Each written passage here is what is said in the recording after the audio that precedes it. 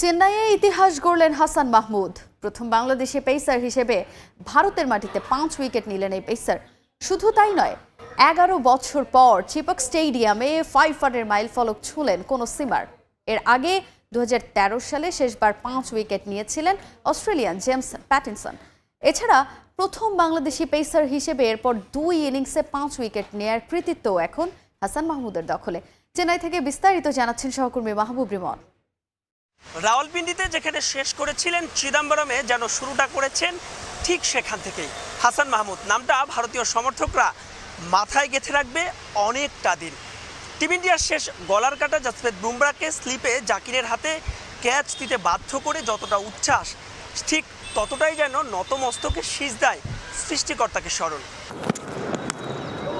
তবে চেন্নাই আলোচনায় ছিল শেষ পর্যন্ত ফাইফার হবে তো হাসানের, কারণ প্রথম দিনের প্রথম সেশনে ৩টা, পরের সেশনের শুরুতেই একটা। একজন পেসারের এ যেন স্বপ্নের দিন। রোহিত, শুভমান গিল, বিরাট কোহলি, ঋষভ পন্তের টানা উইকেট, কিন্তু এরপর পুরোটা দিন উইকেট শূন্য। দ্বিতীয় দিনের প্রথম সেশনে তাসকিনের টানা ৩ উইকেটে হাসানের ফাইফার পড়ে গিয়েছিল শঙ্কার মুখে। কিন্তু ইনিংসের ৯২তম ওভারে বুমরাকে ফিরিয়ে সেই আলোচনা বন্ধ করে দেন হাসান। সঙ্গে গড়েন একাধিক ইতিহাস। এ যেমন স্পিন স্বর্গখ্যাত চিদাম্বরমে ১১ বছর পর কোনো পেসার পেলেন ৫ উইকেটের দেখা। সবশেষ ২০১৩ সালে যেটা করে দেখিয়েছিলেন জেমস প্যাটিনসন। টাইগার কোনো পেসারের পরপর ২ ইনিংসে ফাইফার এবারই প্রথম।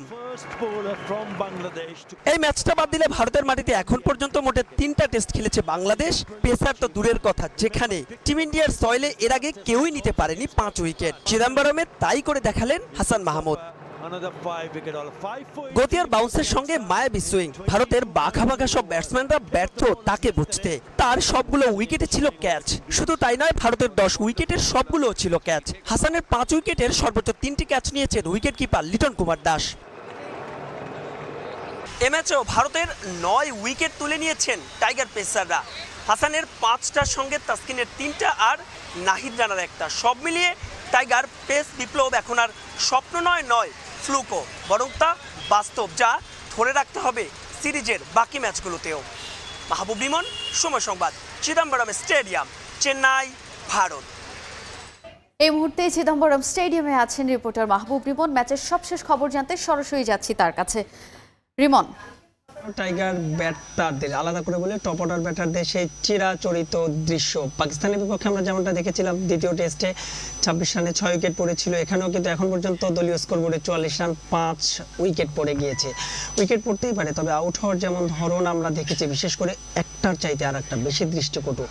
প্রথম ৩ উইকেটের ৩টাই বোল্ড ছিল এবং যেভাবে সাদমান শুরু করেছিলেন, বিশেষ করে সিরাজকে তিনি একেবারেই রিড করতে পারেননি। তারপরে জাকির, মুমিনুল তো গোল্ডেন ডাকে ফিরে গেছেন। অভিজ্ঞ মুশফিকের দিকে সবাই তাকিয়েছিলেন, মুশফিকও কিছু করতে পারেনি, শান্ত একটু চেষ্টা করেছিলেন।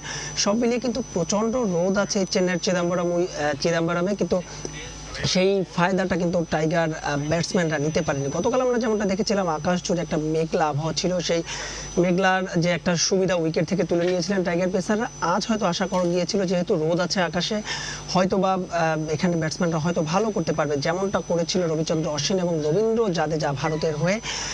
কিন্তু আসলে এখনও বাংলাদেশের স্বীকৃত আরও একটি জন ব্যাটসম্যান রয়েছে। জানে যে বাংলাদেশ ৮টা জেনুইন ব্যাটসম্যান নিয়ে খেলছে। ৩৭৬ রান করেছে ভারত।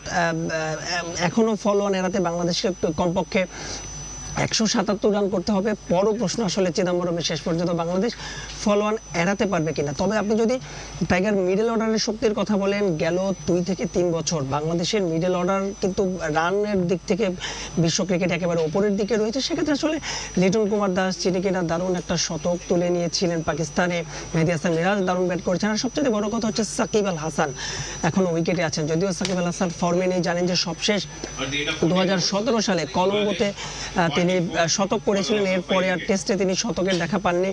সাকিব আল হাসানের ব্যাটের দিকে তাকিয়ে থাকবে বাংলাদেশ। এই ম্যাচে যদি সাকিবের ব্যাটে একটা ইতিবাচক রান পায়, তবে সেটা যে শুধুমাত্র সাকিবের জন্যই ইতিবাচক হবে তাই নয়, বাংলাদেশ দলের জন্য ইতিবাচক হবে। তবে উইকেট বলছে অনেক বড় চ্যালেঞ্জ। এরপরে মেহেদী হাসান মিরাজ রয়েছে, লিটন কুমার দাসের কথা বলছিলাম, অনেক বড় চ্যালেঞ্জ অপেক্ষা করছে। তবে দিনের শুরুতে আসলে যেভাবে তাসকিন আহমেদ বোলিং করেছেন, হাসান মাহমুদের তো রিপোর্টই আপনারা দেখলেন, প্রথম বাংলাদেশি বোলার হিসেবে যিনি কিনা 5 উইকেট তুলে নিয়েছেন ভারতের মাটিতে।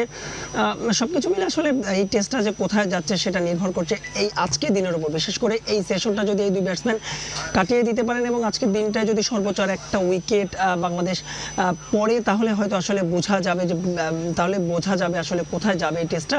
এবার একটু দর্শকদের যদি কথা বলি, সকালবেলা আমরা যেমনটা দেখেছিলাম যে দর্শকদের দীর্ঘ লাইন, সে লাইন কিছুক্ষণ আগেও আমরা বাইরে এসে দেখেছি। তবে নিরাপত্তা নিয়ে একটু আলাদা করে বলতে চাই।